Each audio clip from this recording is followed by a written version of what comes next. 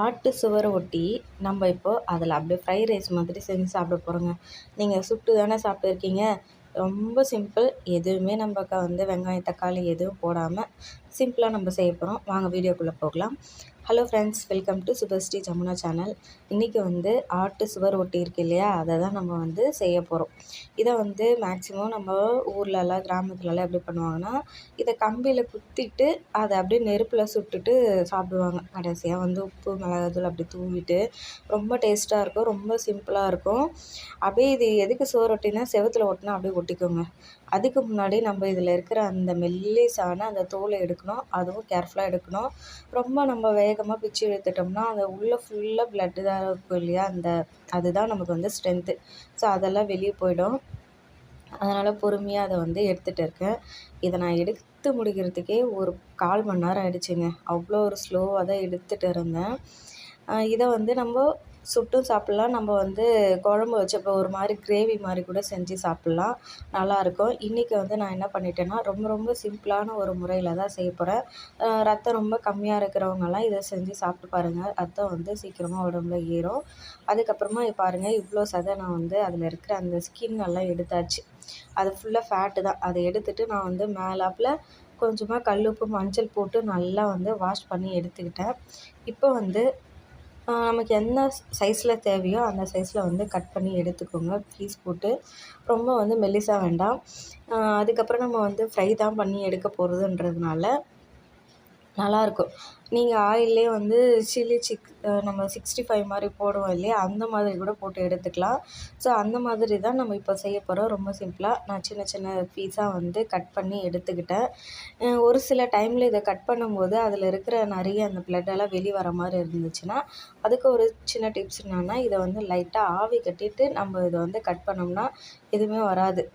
அதுக்காக தான் சொல்கிறேன். மேலே இருக்கிற அந்த ஸ்கின்னு பீல் ஆகக்கூடாது. பாருங்கள், லைட் ஆகிடுச்சு. அந்த மாதிரி இல்லாமல் நம்ம அழகாக கட் பண்ணி எடுத்துக்கணும்.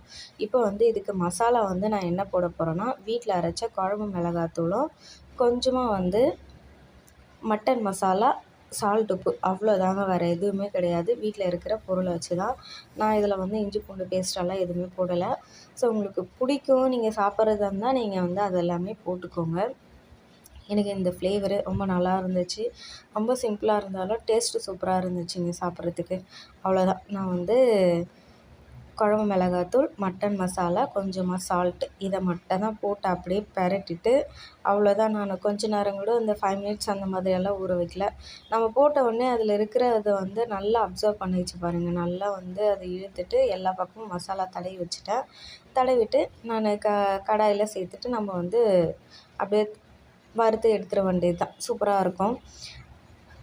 நீங்களும் இதே மாதிரி ட்ரை பண்ணி பாருங்கள். ரொம்ப சிம்பிளாக இருக்கும். வேலையும் சீக்கிரமாக முடிஞ்சிடும். நம்ம அடுப்பில் பண்ணுறதா இருந்தால் விறகு அடுப்பில் நம்ம சுட்டு சாப்பிட்லாம். இதே கேஸில் பண்ணோம்னா அது அவ்வளோ நல்லா இருக்காது. அவ்வளோதான். ஃபுல்லாக மசாலா பெரட்டி வச்சாச்சு. இப்போ வாங்க, அது எப்படி நான் ஃப்ரை பண்ணி காமிக்கிறேன் அப்படின்னு சொல்லிட்டு பார்க்கலாம். மெயினாக ப்ரெக்னென்சியாக இருக்கிறவங்களுக்கு ரத்தம் ரொம்ப கம்மியாகும் இல்லையா, அவங்கெல்லாம் நிறைய செஞ்சு சாப்பிடுங்க. இது ஒரு பீஸே 100 ருப்பீஸுங்க. சின்னதாக இருந்தாலும் பெருசாக இருந்தாலும், அது எவ்வளோ பெருசாக இருந்தாலும் ஒரு பீஸ் 100. 2 வாங்கிட்டு வந்திருந்தாங்க. ஒன்று பெருசாக இருந்தது, ஒன்று சின்னதாக இருந்ததுங்க. நான் ஒரு 2 டேபிள் ஸ்பூன் அளவுக்கு கடலை எண்ணெய் தான் சேர்த்துருக்கேன். உங்களுக்கு எந்த ஆயில் வேணுமோ அந்த அளவுக்கு சேர்த்துக்கோங்க. அதுக்கப்புறமா நான் அப்படியே பொரிச்சு எடுத்துடலாம் அப்படின்னு சொல்லிட்டு தான் எல்லாமே நான் உள்ளே சேர்த்துக்கிட்டேன். அதுக்கப்புறமா சரின்னு சொல்லிவிட்டு நல்லாவும் வெந்துருச்சு. உள்ளே அந்த மேலே இருக்கிற ஸ்கின் மட்டும் கொஞ்சம் அப்படியே பாயில் ஆகாத மாதிரி இருந்தது. ரொம்ப ஆயிலும் நம்ம சேர்க்கக்கூடாது இல்லையா. ரொம்ப ஆயில் சேர்த்துருந்தோம்னா டீப் ஃப்ரை பண்ணி நம்ம எடுத்துகிட்டு இருந்திருக்கலாம். இது நான் ஷாலோ ஃப்ரை மாதிரி பண்ணதுனால என்ன பண்ணிட்டேன்னா, ஒரு மீடியம் சைஸில் டம்ளர் அளவுக்கு நான் தண்ணி சேர்த்துக்கிட்டேன். தண்ணி சேர்த்துக்கிறது ஸ்கிப் ஆகிடுச்சு. நான் தண்ணி சேர்த்து தான் இதை நான் கடைசியாக வேக வச்சுருந்தேன். நல்லா சிம்லேயே வேக வச்சு எடுக்கும்போது எல்லா பக்கமும் பெரட்டிட்டு சூப்பராக இருந்துச்சு அது சாப்பிட்றதுக்கு. உங்களுக்கு நீங்கள் தண்ணியெல்லாம் எதுவும் சேர்க்காம அப்படியே நீங்கள் பண்ணுறதா இருந்தீங்கன்னா, இன்னும் கொஞ்சம் ஆயில் நல்லா சேர்த்துக்கோங்க. மசாலா எல்லாமே இதில் கரம் மசாலா, அது கூட கார்ன்ஃப்ளவர், நம்ம எப்படி 65க்கு போடுறோமோ அதே மாதிரி எல்லா மசாலா போட்டிங்கன்னா எல்லா பக்கமும் மசாலா கோட் ஆகிடும். ஸோ வந்து நம்ம ஆயிலில் பொரிக்கும்போது எதுவுமே வெளியே வராது. நான் வந்து சிம்பிளாக செஞ்சதுனால கொஞ்சம் தண்ணியும் சேர்த்துட்டு நான் இதை வேக வச்சு எடுத்துக்கிட்டேன்.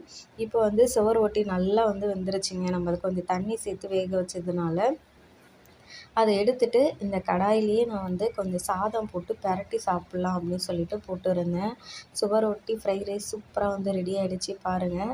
இந்த 2 டேபிள் ஸ்பூனே எனக்கு கொஞ்சம் ஆயில் அதிகமாக இருந்த மாதிரி இருந்தது. கண்டிப்பாக வந்து ட்ரை பண்ணி பாருங்கள். வீடியோ பிடிச்சிருந்தா நம்ம சுபஸ்ரீ ஜமுனா சேனலை லைக் பண்ணி சப்ஸ்கிரைப் பண்ணி சப்போர்ட் பண்ணுங்கள். சூப்பர்.